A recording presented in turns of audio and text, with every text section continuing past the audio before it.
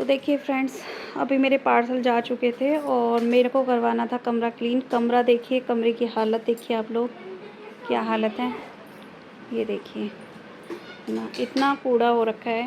तो शाम का टाइम था तो मैंने कहा अपनी मेड को कि वो आके अभी कमरा साफ़ करे पहले, क्योंकि सुबह मॉर्निंग में फिर से कमरे की हालत ऐसी हो जाती है, फिर से कमरा साफ़ नहीं हो पाता है। तो अभी कमरा क्लीन करेंगे और फिर मैं रात में बैठ के अपना काम कर लूँगी। हेलो फ्रेंड्स, राधे राधे, हरे कृष्णा। तो फ्रेंड्स, आज का व्लॉग मैं कर रही हूँ अभी से स्टार्ट, और आज मैं आपको दिखाऊंगी बहुत ही प्यारी प्यारी सी ड्रेस, बहुत ही सुंदर सुंदर सी ड्रेस।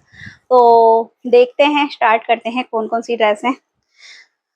एक्चुअली में हुआ क्या, ये वाली ड्रेस की ना मतलब जब मैं इसको सिलेक्ट कर रही थी बनाने के लिए ये वाली ड्रेस, तो उसकी छोटी सी एक रील्स मैंने पोस्ट की थी अपने शॉर्ट वीडियोस में।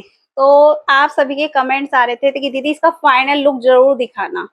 सच में बिल्कुल भी टाइम नहीं था मेरे पास कि मैं इसे बनाने के वीडियो शूट कर पाती या दिखा पाती, लेकिन मैंने सोचा मेरे फ्रेंड्स की रिक्वेस्ट है कि इसे फाइनल लुक दिखाना है, तो इसलिए मैंने इसका फाइनल लुक दिखाने के लिए आप लोगों के साथ में वीडियो शूट कर रही हूँ। ठीक है, तो ये देखिए, ये है 6 नंबर के कान्हा जी के लिए ड्रेस, कॉर्न वाली। आप लोग देखिए कितनी प्यारी ड्रेस है ना, कितनी सुंदर ड्रेस है कॉर्न वाली।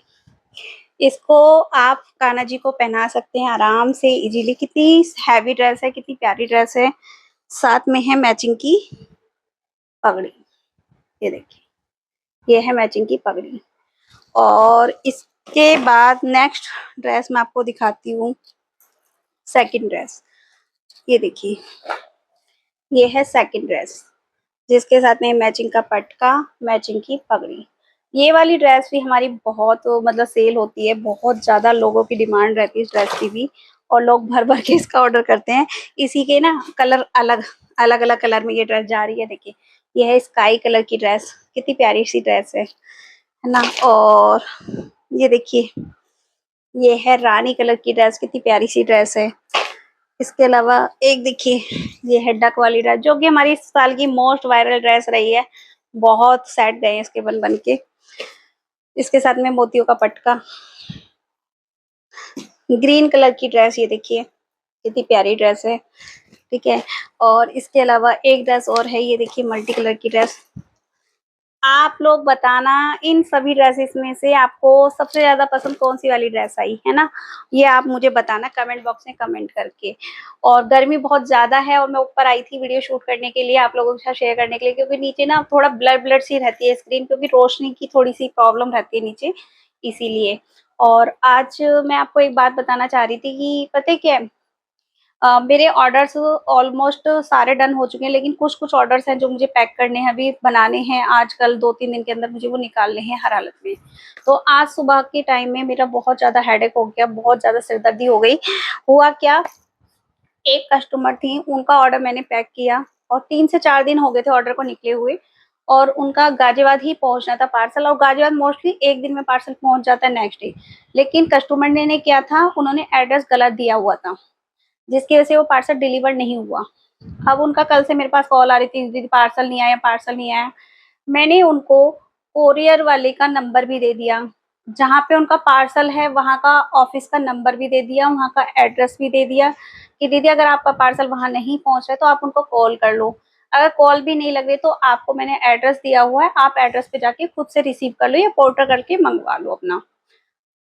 उसके बावजूद भी कस्टमर समझने के लिए तैयार नहीं। सुबह सुबह फोन फोन फोन कर करके भैया झगड़ा करने लगी, आपकी जिम्मेदारी होनी चाहिए, आपको रिस्पॉन्सिबिलिटी है, घर तक पार्सल पहुंचाओ, ये करो वो करो। भाई एक बात बताइए, कहती मैं मीशो से इतने पार्सल मंगाती हूँ, मेरे सारे घर पे आते हैं, मैं क्यों लेने जाऊं, पोर्टल के पैसे आप दोगे, मैं क्यों दूं, ऐसे करके बोलने लगी।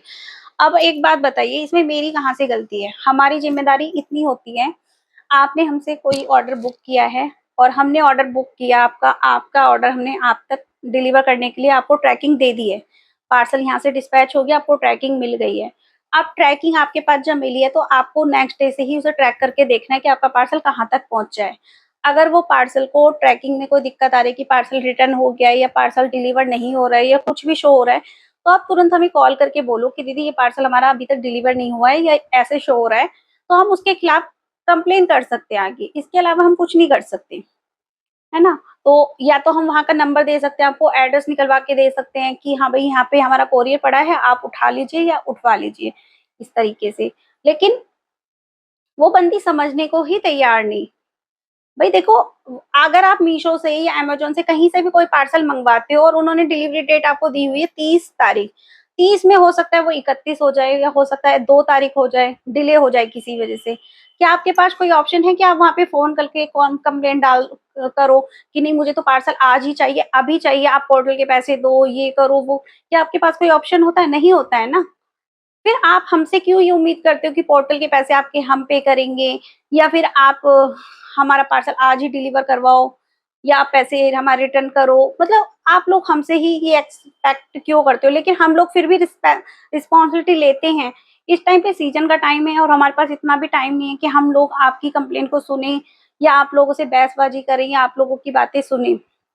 लेकिन फिर भी लोग सुनने के लिए तैयार नहीं होते, है ना? तो आप लोग मुझे बताना कि इसमें मेरी गलती कहाँ से थी? कहाँ तक मेरी गलती थी? मुझे नहीं पता। लेकिन हाँ, मैं सिर्फ़ आप लोगों से इतना ही कहना चाहती हूँ कि हम लोगों की रिस्पॉन्सिबिलिटी इतनी होती है कि हम लोगों ने आपका पार्सल बुक किया, यहाँ से आपको ट्रैकिंग दी। ट्रैकिंग मिलने के बाद रिस्पॉन्सिबिलिटी आपकी है, आप अपना पार्सल ट्रैक कीजिए। अगर कोई प्रॉब्लम है तो आप हमें कॉल कीजिए। हम सामने से कोरियर वाले का एड्रेस लेके आपको देते हैं, कोरियर वाले का नंबर लेके देते हैं। उसके अलावा अगर और भी कोई कंप्लेन है तो हम उसके रिगार्डिंग कंप्लेंट डाल देते हैं आगे कि भई ये प्रॉब्लम हुई है, आप जाके इस कंप्लेन को सुनो। लेकिन कुछ लोग समझने के लिए तैयार ही नहीं होते, कि वो बोलते हैं कि नहीं, आपने ऐसा कर दिया, आपने वैसा कर दिया, ये कर दिया, वो कर दिया। तो भाई अब मैं क्या ही बोलूँ? चलिए कोई नहीं, इस प्रॉब्लम को तो सॉल्यूशन के लिए मैंने कोरियर वाले भैया को दिया कि भैया आप डायरेक्ट कस्टमर से बात कीजिए और आप उनकी प्रॉब्लम को सुनिए। और कस्टमर को भी बोला है कि आप कोरियर वाले भैया को डायरेक्ट बात कीजिए, वो आपकी प्रॉब्लम को सुनेंगे, वो प्रॉब्लम को सॉल्व करेंगे। ठीक है? लेकिन अभी भी रक्षाबंधन को 2 दिन बाकी है, परसों रक्षाबंधन है, लेकिन कस्टमर ने आज सुबह 6 बजे से ही फ़ोन खड़काने शुरू कर दिए कि आज ही पार्सल चाहिए, अभी पार्सल चाहिए। तो कस्टमर तो गलती तो कस्टमर की थी ना, उन्होंने एड्रेस गलत दिया था, हमारी गलती तो थी नहीं।